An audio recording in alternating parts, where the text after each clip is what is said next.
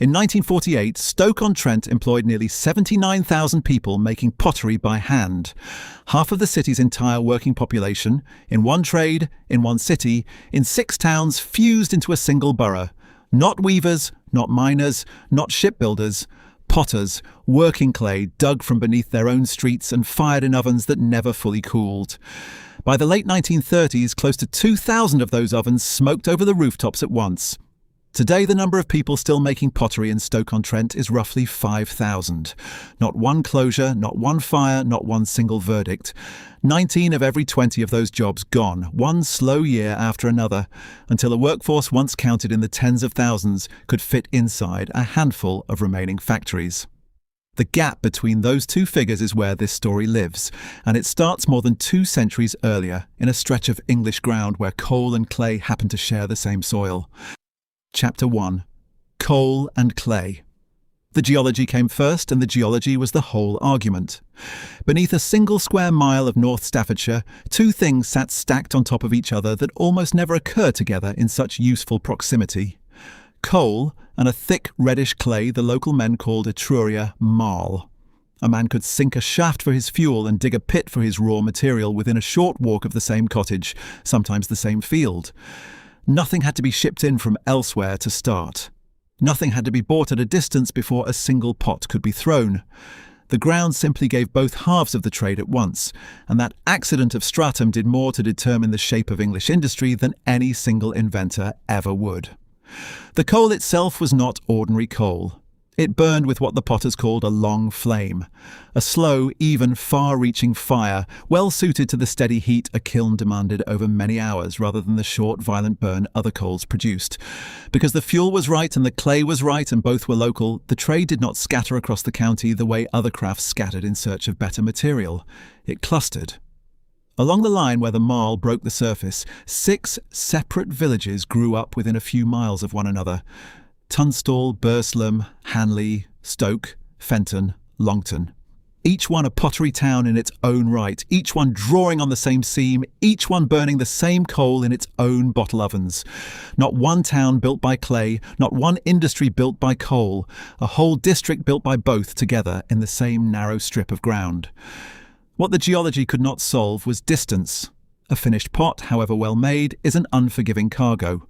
Thin-walled, brittle, and unable to absorb a jolt the way raw wool or iron ore could. And the roads out of Staffordshire in the early 18th century were rutted pack-horse tracks, adequate for a sack of grain and ruinous for a crate of fired ware. Losses on the road to the nearest navigable river were routine enough that potters priced them in before the cart ever left the yard. A trade built on abundant clay and cheap coal was still, in effect, landlocked by its own product's fragility. The answer, when it came by water. In 1766, Parliament authorised a new artificial waterway to run through the heart of the potteries and link the Trent to the Mersey. 93 miles of canal engineered by James Brindley, the self-taught millwright whose reputation for solving impossible watercourses had already spread well beyond Staffordshire. On July 26th of that year, a Burslem potter named Josiah Wedgwood, already known locally for his ambition, if not yet for his fortune, cut the first ceremonial sod of earth himself, and Brindley wheeled it away in a barrow while a crowd watched. The canal took 11 years to finish, opening fully in 1777. It did not merely ease the transport problem, it collapsed it, cutting freight costs to a fraction of what the pack-horse roads had charged, and the 6 towns that had grown up slowly along a seam of clay began, almost overnight, to grow very fast indeed. The man who had cut that first sod of earth would turn out to matter rather more than the ceremony suggested. Chapter 2. The Man with One Leg. Josiah Wedgwood was born in Burslem in 1730, the 13th child of a family that had worked the local clay for 4 generations before he was old enough to hold a tool. His father died when he was 9, and he was set to the wheel the way every Wedgwood son before him had been set to the wheel, learning to throw and glaze and fire in the same modest potbank his family had run for as long as anyone in Burslem could remember. A childhood bout of smallpox left his right knee permanently weakened, an injury that never fully healed and grew worse through his 20s under the strain of pumping a kickwheel for 10 and 12 hours at a stretch. By 1768, the knee had deteriorated past any remedy available to Georgian surgery, and the leg was amputated above it. It was, in its way, the most productive injury in the history of English manufacturing. A potter who could no longer work a wheel had no choice but to become something else: a designer, an experimenter, a man who directed a business rather than sat at a bench inside one. He had already begun trading on his own account nearly a decade before the amputation, around 1759, at a modest works called Ivy House, and losing the leg only confirmed a direction his ambition had chosen for him years earlier. Wedgwood's genius was never really the clay. Other men in the potteries could throw as well as he could. Other men could glaze as well. Other men could fire as well. What Wedgwood understood, with a clarity none of his neighbours shared, was that pottery could be sold the way a fashion is sold. Not as a durable good bought out of need, but as a marker of taste, wanted precisely because someone worth imitating had wanted it first. Around 1765, he refined a cream-coloured earthenware, smooth and pale enough to pass as a cheaper cousin to porcelain, and it found its way to Queen Charlotte, who ordered a full service and permitted her name to be attached to it. Wedgwood renamed the line Queen's Ware within the year, and in that same year, 1765, opened a showroom in London, far from the smoke of Staffordshire, where the ware could be handled by duchesses and merchants alike under conditions that had nothing to do with a pot bank. The clay was made in Staffordshire. The desire for it was manufactured in London. That division, production in one county, performance in another, became the template the rest of the industry would spend the next century copying. In 1769, he opened a purpose-built factory of his own design at Etruria, set beside the new canal so that raw clay could arrive by barge and finished ware could leave the same way, without a single crate touching a rutted road.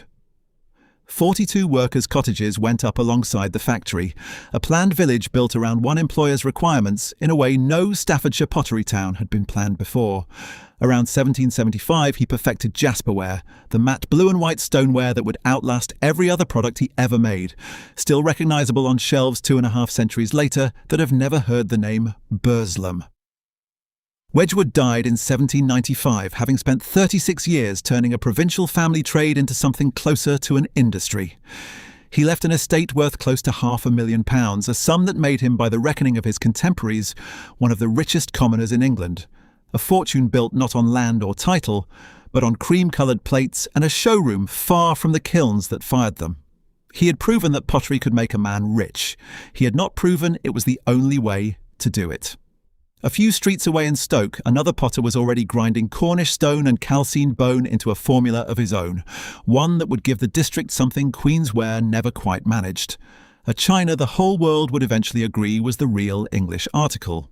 Chapter 3. Bone and Stone. Josiah Wedgwood was born in Stoke in 1733 into a family with no pot bank of its own and no fortune to speak of. His father, a poor man by the standards of even a poor trade, dead by the time Josiah was 6, the boy apprenticed out at 11 to learn the wheel because there was nothing else on offer. He worked for other men's factories for the better part of 3 decades, learning the business the way most Staffordshire potters learned it, from the inside of someone else's kiln shed. Only in 1776 did he take the works at Church Street, Stoke, and put his own name over the door. It was, on paper, a modest event. One more pot bank among dozens along the same stretch of clay. It would not stay modest. For nearly 20 years, Wedgwood experimented the way Wedgwood had experimented, testing bodies and glazes against each other in search of something the German and Chinese porcelain houses had not yet let the English copy successfully. In the 1790s, he found it, a formula of fine china clay, ground Cornish stone and calcined ox bone, fired together into a body that was whiter, harder and more translucent than anything the potteries had produced before. English bone china. Not a refinement of earthenware the way Wedgwood's cream-coloured ware had been. A different material entirely, and one that would carry the district for 200 years through wars and depressions and changes of fashion that killed off rival products around it and left the bone china trade standing. Wedgwood did not stay unaccompanied for long. Thomas Minton opened his own Stoke pottery in the 1790s. In the same year, Wedgwood was still perfecting his formula, and within a generation Minton's name sat beside Wedgwood's and Wedgwood's as one of the 3 houses that gave the district its reputation abroad. Wedgwood, Minton, Wedgwood. 3 names, 3 factories, Three fortunes built on the same seam of marl a few miles apart from one another, each competing for the same royal warrants and the same London showrooms that Wedgwood had taught the trade to value. The fourth name arrived later, and from somewhere else entirely. Henry Dalton had built his firm in Lambeth, on the south bank of the Thames in London, manufacturing stoneware pipes and sanitary ware for a city that badly needed both. In 1877 he bought the Nile Street Works in Burslem, planting his company in the potteries for the first time, the beginning, in Staffordshire at least, of what would become Royal Dalton. He arrived as an established London manufacturer, buying his way into a district that had already been making pottery for a century and a half. Burslem did not need to teach Dalton the trade, it only needed to give him a foothold in the ground where the trade lived. By the 1840s, the scale of what that ground had produced was no longer a matter of a few famous names. More than 200 separate pot banks were operating across the 6 towns, employing roughly 50,000 people between them. Men, women and children packed into workshops that ranged from cathedral-sized factories like Etruria down to 2-room family concerns that fired a single small kiln out the back. More than 1,000 bottle ovens already stood smoking over Tunstall, Burslem, Hanley, Stoke, Fenton and Longton, a count that would nearly double again before the century was out. It was not a cluster of famous firms anymore. It was a mass trade employing a mass workforce in a landscape increasingly defined by brick and smoke rather than by any single man's name. What the district had never managed in all that growth was to agree on itself. Tunstall answered to its own council.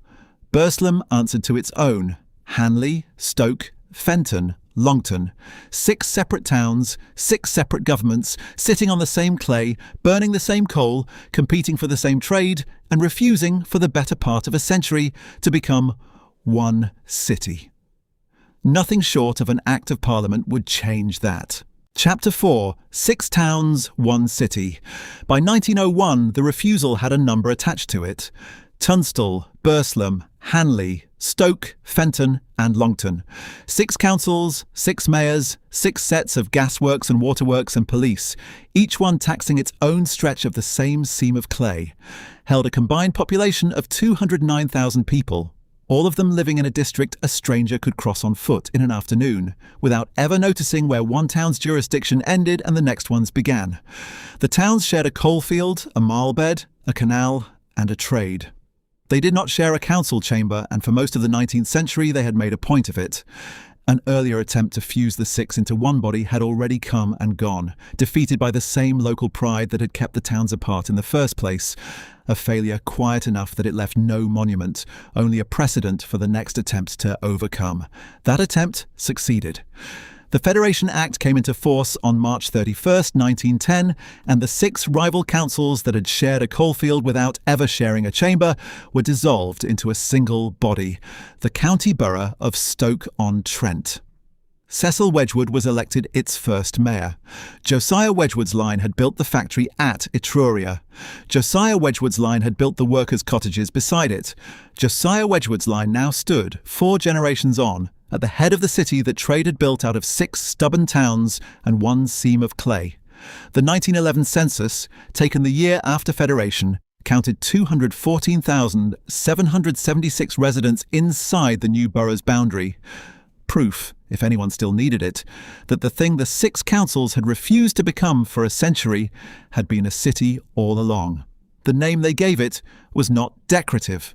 Stoke for the town on the river, on-Trent for the water that had carried the clay in and the china out since Brindley's Barrow first turned the sod in 1766. It was a name built from the same 2 facts that had built everything else here: the ground and what moved across it. But there was a third fact folded into that name that nobody put on the borough seal, and it would not present its bill for another few decades. Every one of those 214,776 people was breathing what the ovens put into the air, and the prosperity being counted in that census was already being paid for, quietly, in lungs. In 1925, King George V granted the borough city status. By then, the district already had a nickname more famous than its official one. The novelist Arnold Bennett, writing of the towns he had grown up among, called them the 5 towns. Bursley, Hanbridge, Knype, Longshore, Turnhill in his fiction, plainly drawn from the real 6, and left one out entirely. Fenton disappeared from Bennett's pages for no civic reason and no geographic one. 5 simply read better than 6. The omission cost Fenton nothing, in fact, and everything in memory. It has been called the town that Bennett forgot ever since, a place real enough to pay rates and bury its dead, but not real enough, apparently, for a novelist's arithmetic. None of this, the Federation, the mayor, the census, the missing town, had yet touched the skyline. That was still to come, and it was coming quickly. Within a decade of Cecil Wedgwood taking his oath, the 6 fused towns would be smoking harder than they ever had as rivals, their combined ovens climbing toward a number nobody in 1911 would have believed. Nearly 2,000 of them burning at once over a single city that had only just agreed to call itself one. Chapter 5: The Forest of Chimneys. By 1938, the arithmetic of Stoke-on-Trent had settled into a shape it would hold for 2 more decades. Something like 2,000 bottle ovens stood across the 6 former towns. More than 300 separate firms worked the same seam of marl that had drawn Josiah Wedgwood's ancestors 2 centuries before. And fully half of the city's entire workforce was employed in some branch of the pottery trade: throwing, casting, glazing, painting, packing, firing. Not a large industry inside a diversified city. The industry and the city built around it were by then indistinguishable by any measure that counted. Picture Burslem on a working morning in 1930. It is not yet 7 o'clock, and the ovens along Waterloo Road and Scotia Road are already drawing hard. Coal smoke rising in thick columns from bottle-shaped kilns 50 feet tall, each one venting into a sky that has not been genuinely blue over Burslem within living memory. Soot lies on every windowsill in a fine grey film that housewives wipe clean each morning and that returns again by noon. It settles on the linen hung out to dry, on the cobbles underfoot, on the collars of men walking to the potbank gate before the whistle sounds.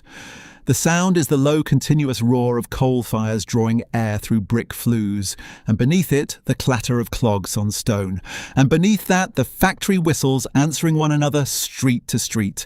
The smell is sulphur and burning coal, and underneath it the wet mineral smell of raw clay being wedged by hand in 100 separate sheds. From any rise of ground the horizon is not rooftops, it is chimneys. Hundreds of them visible at once, a forest of brick stacks that has replaced whatever horizon Burslem had before the potters arrived. A town that had been fields and scattered kilns 2 centuries earlier now fires more fine china than any comparable stretch of ground on earth. This is, by any measure available in 1930, the peak. Peaks, in a city built this way, are also where the descent begins, though nobody standing in that particular morning smoke had reason yet to think so. The names anchoring that peak were not new ones. Wedgwood still fired at Etruria, beside the canal its founder had championed. Spode's works on Church Street ran 22 bottle ovens and employed close to 1,000 hands, still turning out the bone china the firm had perfected a century and a half earlier. Royal Dalton's Nile Street factory in Burslem, the works Henry Dalton had bought in 1877, employed 1,800 people at its height, more than the entire population of some of the villages that had first fed the trade. Minton's works in Stoke and William Moorcroft's studio pottery added 2 more names to a roster that London jewellers and American department stores had long since learned to trust as shorthand for quality. The district's ambitions ran well beyond plates and vases. Twyfords of Hanley had built what was called the first purpose-built bathroom ware factory on earth, and its one-piece Unitas closet sold in such volume and with such dominance abroad that the Russian language reportedly took its own word for toilet from the name. And in 1927, Michelin, a French tyre maker with no history in ceramics at all, chose Stoke-on-Trent for its first British factory, drawn less by the clay than by a workforce the potteries had already trained to show up at 6 in the morning and stand at a bench for 10 hours without complaint. That workforce is the fact the ovens and the export figures tend to crowd out. Every oven that vented smoke over Burslem was fired by men who breathed what it put into the air. Every painted plate that left Spode's kilns for London had passed through hands the trade paid by the piece, not by the hour, not by the risk. Every fortune resting on those 2,000 chimneys rested just as heavily on lungs nobody in the counting houses had troubled to protect. The ovens were the skyline the city would be remembered by. What they cost the people standing beneath them had not yet been counted. It was about to be. Chapter 6: The Cost of a Cup. In 1823, a survey of North Staffordshire described what stood over the six towns in language that reads a full 2 centuries later like exaggeration. It was not. The chimneys, the report recorded, vomited black smoke thick enough that a man walking a few yards ahead of another could vanish from view entirely. Not smoke as inconvenience, smoke as a wall. That description was not a complaint about one bad week or one dirty factory. It was Stoke-on-Trent's climate for the next 130 years, a permanent weather system manufactured by the industry itself, breathed by everyone beneath it, whether they had ever set foot inside a potbank or not. The people who did set foot inside paid a more specific price. Flint, ground fine to whiten the clay body, threw a dust that settled into the lungs of the men who crushed and handled it, and never fully cleared again. The potters had their own name for what it did to them. Potter's rot, a wasting, suffocating disease a modern physician would recognise at a glance as silicosis, watched for decades in Stoke without a name that carried any weight in a courtroom or a wage book. It killed slowly enough to be absorbed into the ordinary understanding of the trade. Not an injury, just what the work did to a man's chest by the time he was 50. The paintresses had an affliction of their own, and it began with an act as small as sharpening a pencil. Lead glaze gave the finest wear its shine, and the decorative work required a brush point fine enough to trace gold and colour into the smallest curve of a handle or a rim, fine enough that the women drew the bristles between their lips to bring them to a point, dozens of times a shift, year after year. The lead followed the brush into their bodies and settled into the nerves at the wrists and the ankles until the muscles that lifted a hand or a foot simply stopped answering. Dropped wrist, the potbanks called it. Dropped foot. The naming made it sound like an occupational curiosity rather than a paralysis, and for the women it happened to, it was neither curious nor rare, nor did the trade spare its youngest hands. The 1861 census, taken while the six towns still governed themselves separately, recorded 4,065 children under the age of 10 working inside the pottery factories. Of those, 593 were 5 years old. Not apprentices, learning a trade at a father's elbow for an hour after school. Not helpers, minding a stall on a Saturday for pocket money. Not visitors to a workplace at all. Employees, entered onto a factory's books, standing 12-hour shifts 6 days a week among adults, in rooms thick with the same flint dust and coal smoke already shortening the lives of the grown men and women around them.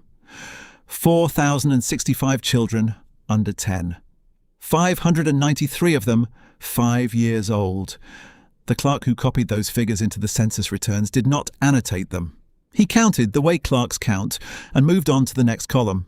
The wealth that had come out of Etruria and Church Street and Nile Street had never been free.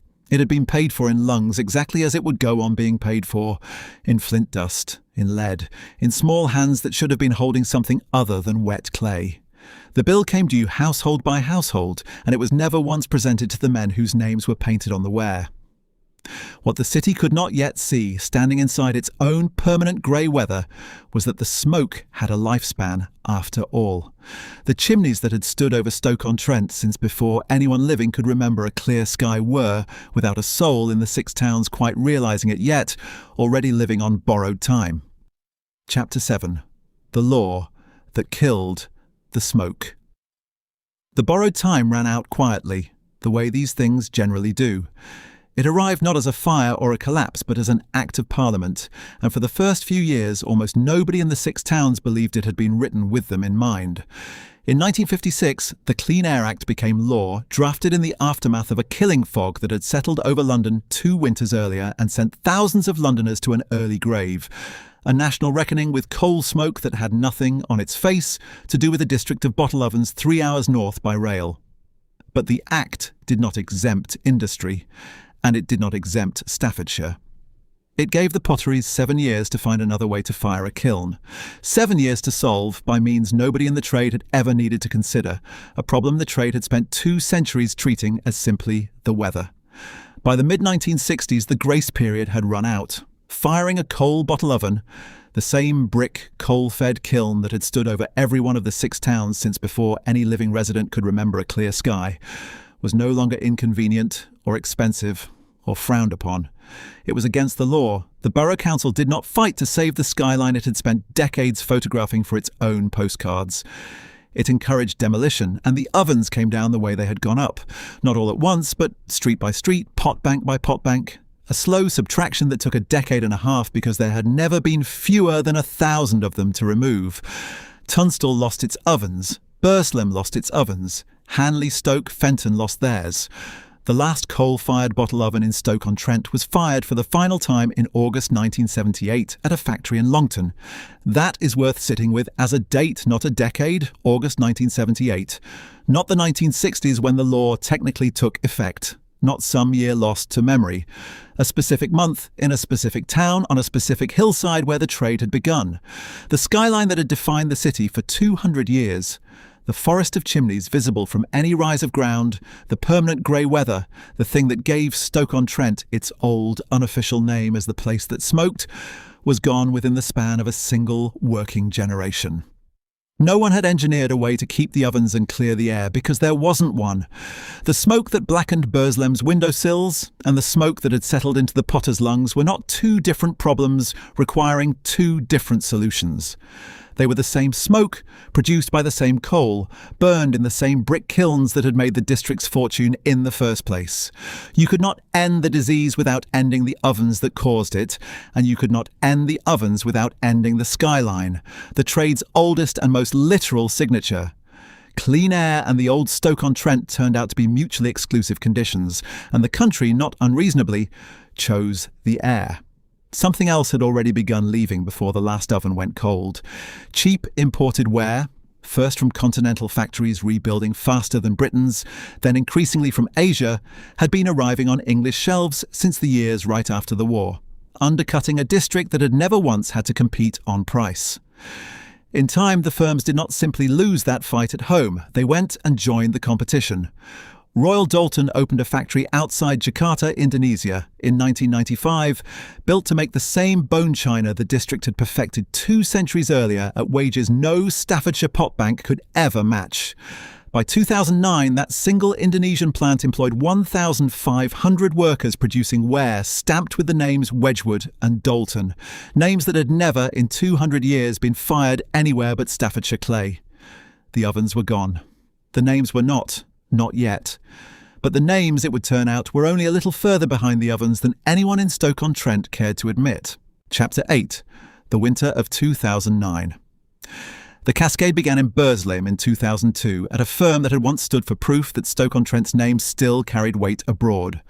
Royal Doulton closed its Baddeley Green Works that year, 500 jobs gone in a single announcement, and within months closed its Bestwick Works as well, folding one address into the next until there was less of the company standing in Staffordshire with every passing season. Some of what Royal Doulton no longer made in Burslem by then was already being made on the other side of the world, at the Indonesian plant it had opened in 1995. What remained, after both closures, was Nile Street. The same factory Henry Doulton had bought in 1877, the same gate through which 1,800 workers had once passed at the trade's height. By 2005, that gate did not open again. Nile Street had been Royal Doulton's first foothold in the potteries. It became, in 2005, its last. Spode did not go all at once either. Through the middle years of the decade, the firm shed workers in rounds.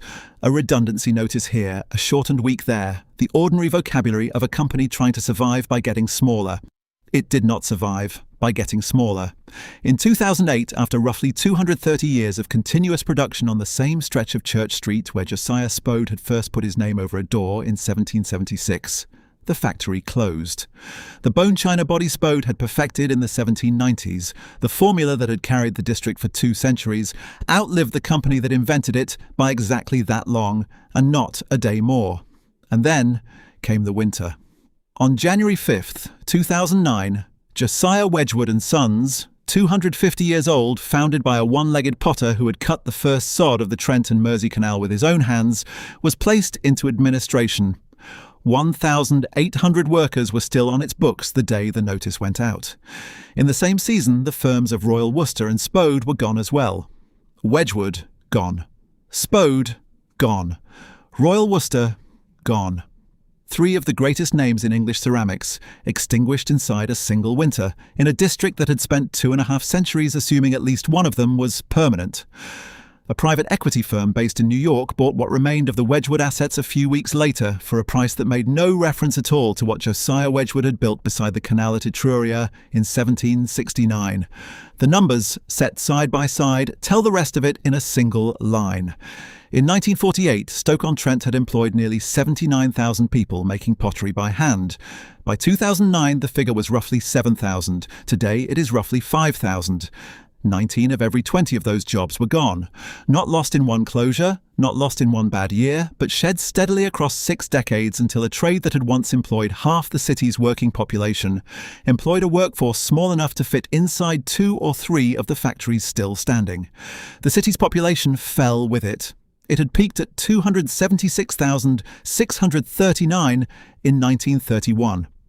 By the winter Wedgwood went into administration, it had sunk toward 258,000. The decline showed up everywhere a city's condition can be measured. Stoke-on-Trent became one of the most deprived cities in England. Named as such in survey after survey, its poorest wards recording life expectancies years shorter than its richest, streets apart in the same 6 towns that had once shared a single seam of clay. It showed up at the ballot box as well.